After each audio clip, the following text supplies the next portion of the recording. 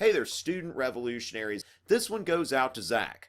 Attack of the Zach, to be exact. I'm going to continue my discussion of Christmas or something like that, but really, American politics, same thing. Now it's some kind of communist. I'm a diplomat, so I should be immune and all of that kind of stuff. And if you ask a working class person what do they want the government to do, it is typically socialism. Before I talk about the revolutions, it's very important that we go ahead and discuss the revolutions.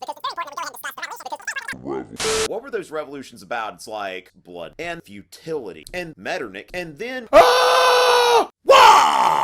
dead people. So that essentially is the revolution. Well, let's take a quick look at our obligatory map of Europe in 1848, and you can see that there's a lot going on. All right, we all know that. Now, first of all, we're not in America, and you are trying to do something treasonous. You want to create unemployed workers, then that worker can break you in this workshop that is subsidized by the state. So it's a government-sponsored public works funeral because a lot of people are dying. It's not going to stand. Now, you could say that George Washington's kind of sort of responsible now for two revolutions. Ha ha ha ha ha ha.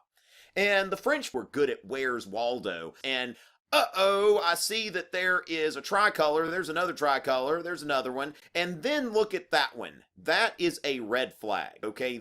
Keep in mind that that is something that has kind of survived today. It's associated with communism, okay? Here is a picture of the Hungarian surrender. Looks like they're kind of sad. Looks like a horse is trying to get away. A couple guys crying. That guy's on the ground. Looks like Christmas.